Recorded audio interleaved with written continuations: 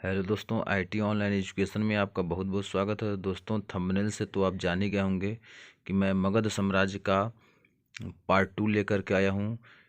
इस वीडियो में संपूर्ण मगध साम्राज्य के बारे में क्वेश्चन आंसर बताया गया है, जो बार बार हर कम्पिटिटिव एग्ज़ाम में आता है। दोस्तों, अगर आप हमारे चैनल पर नए हैं तो हमारे चैनल को सब्सक्राइब करें, लाइक करें और अपने सभी सोशल मीडिया प्लेटफॉर्म पर हमारे चैनल के लिंक को शेयर करें, ताकि अधिक से अधिक इस वीडियो का लोग लाभ उठा सकें। तो चलिए फ्रेंड, बिना देर किए हुए वीडियो को स्टार्ट करते हैं। प्रश्न 1, पंचमार्क का सिक्का कहाँ चलता था? उत्तर, मौर्यकाल। मौर्यकाल में पंचमार्क का सिक्का चलता था। व्याख्या, पंचमार्क सिक्के का प्रचलन 6वीं शताब्दी ईसा पूर्व में हुआ था। इसका प्रयोग मौर्य काल में व्यापक स्तर पर होता था। यानी पंचमार्क के सिक्के का प्रचलन जो है 6वीं शताब्दी में हुआ था और इस सिक्के का प्रचलन मौर्य काल में व्यापक स्तर पर हुआ था। प्रश्न 2, अलेक्जेंडर ने भारत पर आक्रमण कब किया था? उत्तर, ईसा से 326 वर्ष पूर्व। व्याख्या, सिकंदर अथवा अलेक्जेंडर ने 326 ईस्वी पूर्व में भारत पर आक्रमण कर हाइडेस्पीज या वितस्ता झेलम के युद्ध में पोरस को हराया था। प्रश्न 3, सिक्कों के अध्ययन को क्या कहते हैं? उत्तर, न्यूमिस्मैटिक्स। व्याख्या, सिक्कों के अध्ययन को न्यूमिस्मैटिक्स कहा जाता है। अभिलेखों के अध्ययन को एपिग्राफी कहा जाता है। जिसमें अध्ययन किया जाता है अभिलेखों का, उसे एपिग्राफी कहा जाता है। आर्कियोलॉजी पुरातत्व अध्ययन को कहते हैं, जबकि हिस्टोरियोग्राफी किसी विशेष विषय के इतिहास का सारांश होता है। यानी किसी विशेष विषय के इतिहास के सारांश को हम जब अध्ययन होता है तो उसे हिस्टोरियोग्राफी कहते हैं। और आर्कियोलॉजी कहते हैं किसी पुरातत्व का अध्ययन करते हैं। एपिग्राफी में अभिलेखों का अध्ययन किया जाता है। एपिग्राफी में अभिलेखों का अध्ययन किया जाता है। सिक्कों के अध्ययन को हम न्यूमिस्मैटिक्स कहा जाता है। यानी सिक्कों का अध्ययन न्यूमिस्मैटिक्स के अंतर्गत आता है। और एपिग्राफी अभिलेखों के अध्ययन में आता है। आर्कियोलॉजी के अध्ययन में पुरातत्व आता है। और किसी विषय विशेष इतिहास के बारे में हम अध्ययन करते हैं तो हिस्टोरियोग्राफी के अंतर्गत आता है। प्रश्न 4, शिशुनाग ने अपनी राजधानी कहाँ बनाई थी? उत्तर, वैशाली। शिशुनाग ने अपनी राजधानी को वैशाली बनाई थी। व्याख्या, शिशुनाग ने अवंती एवं वत्सराज को जीतकर मगध साम्राज्य में मिला लिया था। शिशुनाग अवंती एवं वत्सराज को जीतकर मगध राज्य में मिला लिया। इसके बाद इसने वैशाली को अपनी राजधानी बनाया। यानी अवंती और वत्सराज को जीत करके वह अपनी राजधानी वैशाली बनाया। परंतु कालाशोक ने पुनः पाटलिपुत्र को अपनी राजधानी बना लिया। यानी जो कालाशोक था वह पाटलिपुत्र को अपनी राजधानी में मिला लिया था। प्रश्न 5, प्राचीन काल में किस जनपद की राजधानी उज्जैन थी? उत्तर, अवंती। व्याख्या, आधुनिक मालवा का क्षेत्र ही प्राचीन अवंती महाजनपद का क्षेत्र था। जो मालवा का क्षेत्र था वो प्राचीन अवंती महाजनपद का क्षेत्र था। यह महाजनपद 2 भागों में बांटा था। यह जो महाजनपद था उसे 2 भागों में बांटा गया था। पहला उत्तरी अवंती और दूसरा दक्षिणी अवंती। उत्तरी अवंती और दक्षिणी अवंती में बांटा गया था। उत्तरी अवंती की राजधानी उज्जैन एवं दक्षिणी अवंती की राजधानी महिष्मती थी। यानी उत्तरी अवंती की राजधानी उज्जैन थी एवं दक्षिणी अवंती की राजधानी महिष्मती थी। इस प्रश्न का राइट आंसर है अवंती। इस प्रश्न का राइट आंसर है अवंती। प्रश्न 6, 326 ईसा पूर्व उत्तर पश्चिम भारत में सिकंदर का अतिक्रमण इनमें से किसके काल में हुआ? उत्तर, नंदवंश। नंदवंश के शासनकाल में 326 ईसा पूर्व उत्तर पश्चिम भारत में सिकंदर का अतिक्रमण हुआ था। व्याख्या, यूनान के प्रसिद्ध शासक सिकंदर ने जिस समय उत्तर पश्चिम भारत पर आक्रमण किया था उस समय नंदवंश का काल था और इस समय धनानंद का शासन काल था। इस प्रश्न का राइट आंसर है नंदवंश। नंदवंश। प्रश्न 7, सिकंदर की मृत्यु कहाँ हुई? उत्तर, बेबीलोन। सिकंदर की मृत्यु बेबीलोन में हुई थी। व्याख्या, सिकंदर की मृत्यु लगभग 323 ईसा पूर्व में बेबीलोन में हुई थी। सिकंदर मेसिडोन के क्षत्रप फिलिप द्वितीय का पुत्र था। 326 ईसा पूर्व में उसने भारत विजय के लिए अभियान चलाया था। भारत विजय के लिए एक विशेष अभियान चलाया था जो 326 ईसा पूर्व में चलाया था। वह मेसिडोन के क्षत्रप फिलिपिन्स द्वितीय का पुत्र था। प्रश्न 8, कौन सी नदी सिकंदर महान के भारत आक्रमण के सन्निकट पूर्वी सीमा पर थी? उत्तर ब्यास। ब्यास नदी सिकंदर महान के भारत आक्रमण की सन्निकट पूर्वी सीमा पर थी। व्याख्या, ब्यास नदी के तट पर सिकंदर की सेना ने आगे बढ़ने से इनकार कर दिया, यानी साफ मना कर दिया था, ब्यास नदी को पार नहीं करना चाहता। यहीं से वह वापस लौट गए। सिकंदर की जो सेना थी वहीं से वापस लौट गई, ब्यास नदी के किनारे से ही। अतः ब्यास नदी सिकंदर महान के भारत आक्रमण की सन्निकट पूर्वी सीमा थी, यानी सिकंदर की जो सेना थी वह वहीं से वापस चल गई और भारत आक्रमण की सन्निकट पूर्वी सीमा थी। सिकंदर की पूर्वी सीमा थी ब्यास नदी। Beas is right answer.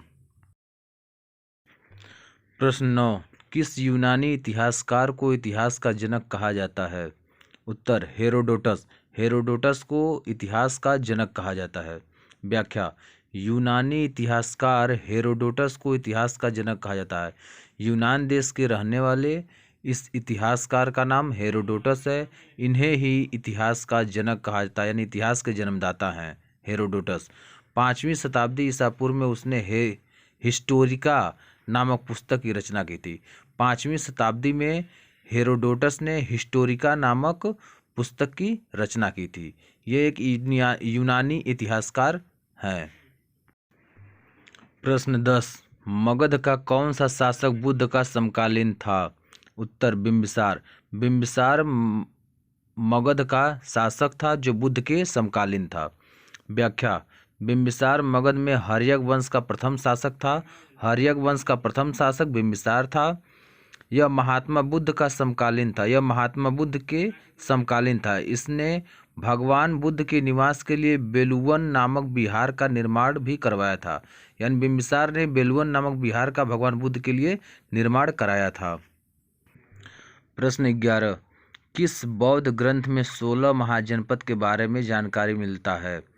उत्तर अंगुत्तर निकाय। अंगुत्तर निकाय एक ऐसा ग्रंथ है, बौद्ध ग्रंथ है, जिसमें 16 महाजनपद के बारे में जानकारी प्राप्त होता है। प्रश्न 12, निम्नलिखित में से किस जैन ग्रंथ में 16 महाजनपदों का उल्लेख है? भगवती सूत्र। भगवती सूत्र ग्रंथ में यह एक जैन ग्रंथ है जिसमें 16 महाजनपद के उल्लेख मिलते हैं। प्रश्न 13, हर्यक वंश के किस शासक को कुड़िक कहा जाता है? उत्तर अजातशत्रु। अजातशत्रु हर्यक वंश का एक शासक है जिसे कुड़िक नाम से भी जानते हैं। हर्यक वंश का अजातशत्रु जिसे कुड़िक नाम से जानते हैं, यानी अजातशत्रु को कुड़िक नाम से भी जानते हैं। प्रश्न 14, किस शासक ने गंगा एवं सोन नदियों के संगम पर पाटलिपुत्र नामक नगर की स्थापना की? उत्तर उदयन। उदयन एक ऐसा शासक था जो गंगा एवं सोन नदियों के संगम पर पाटलिपुत्र नामक नगर का स्थापना किया था। प्रश्न 15, शिशुनाग वंश का वह कौन सा शासक था जिसके समय में वैशाली में द्वितीय बौद्ध संगीत का आयोजन किया गया? उसे काकवड़ के नाम से भी जाना जाता है। उत्तर कालाशोक। कालाशोक काकवड़ के नाम से भी जाना जाता है। प्रश्न 16, सिकंदर महान, अलेक्जेंडर द ग्रेट एवं पोरस पुरु की सेनाओं ने निम्नलिखित में से किस नदी के आमने सामने वाले तटों पर पड़ाव डाला हुआ था? उत्तर झेलम नदी के। झेलम नदी के किनारे आमने सामने तटों पर पड़ाव डाला हुआ था। प्रश्न 17, किस प्रकार का मृदभांड पाटरी भारत में द्वितीय नगरीकरण शहरीकरण के प्रारंभ का प्रतीक माना गया? उत्तर उत्तरी काले पालिशकृत बर्तन। उत्तरी काले पालिशकृत बर्तन को मृदभांड पाटरी भारत में द्वितीय नगरीकरण शहरीकरण के प्रारंभ में प्रतीक माना गया है। प्रश्न 18, पाली ग्रंथों में गांव के मुखिया को क्या कहा गया है? उत्तर भोजक या ग्राम भोजक। पाली ग्रंथों में गांव के मुखिया को भोजक या ग्राम भोजक कहा गया है। प्रश्न 19, नंद वंश का संस्थापक कौन था? उत्तर महानंदिन या नंदीवर्धन। नंद वंश का संस्थापक महानंदिन या नंदवर्धन था। प्रश्न 20, निम्नलिखित में से किस राज्य को अजातशत्रु ने मगध साम्राज्य में मिलाया था? उत्तर काशी तथा वज्जी संघ। काशी और वज्जी संघ को मगध साम्राज्य में मिलाया था। प्रश्न 21, निम्नलिखित में से किस राज्य में गणतंत्रात्मक शासन व्यवस्था नहीं थी? उत्तर मगध। मगध में गणतंत्रात्मक शासन व्यवस्था नहीं थी।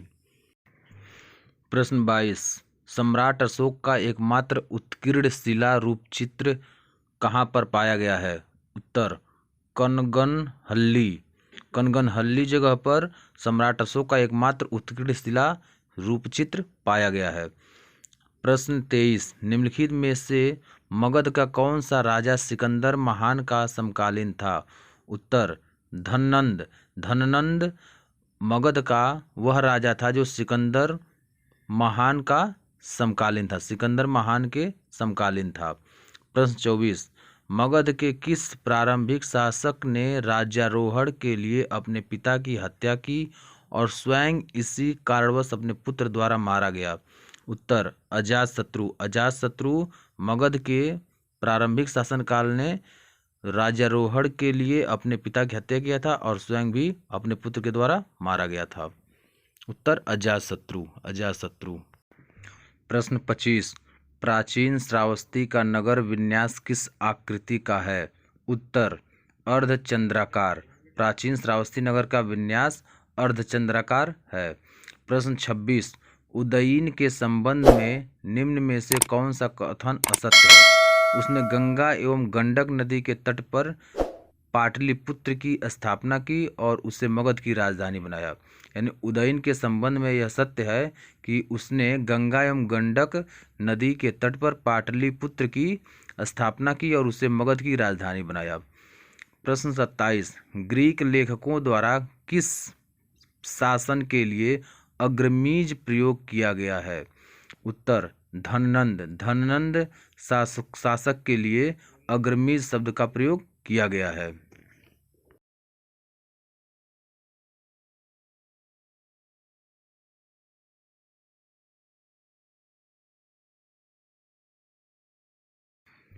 प्रश्न 28, किस शासक ने मगध साम्राज्य की राजधानी राजगृह से पाटलिपुत्र स्थानांतरित की?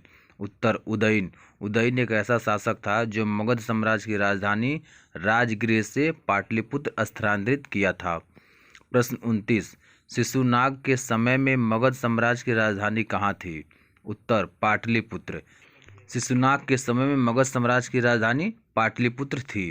प्रश्न 30, प्राचीन भारत में पहला विदेशी आक्रमण किनके द्वारा किया गया? उत्तर ईरानियों द्वारा। प्राचीन भारत में सबसे पहला विदेशी आक्रमण ईरानियों द्वारा किया गया था। हेलो गाइस, अगर आप हमारे चैनल पर नए हैं तो हमारे चैनल को सब्सक्राइब कीजिए और बेल आइकन को दबा दीजिए ताकि हर वीडियो का नोटिफिकेशन सबसे पहले आप तक पहुंचे। तो दोस्तों, अगर आपको वीडियो हमारी अच्छी लगी हो तो हमारे चैनल को लाइक कर दीजिए, हमारे वीडियो को लाइक कर दीजिए। उससे हमें वीडियो बनाने में मनोबल बढ़ता है और भी अच्छी वीडियो बना करके हम आपके लिए प्रेजेंट होते हैं।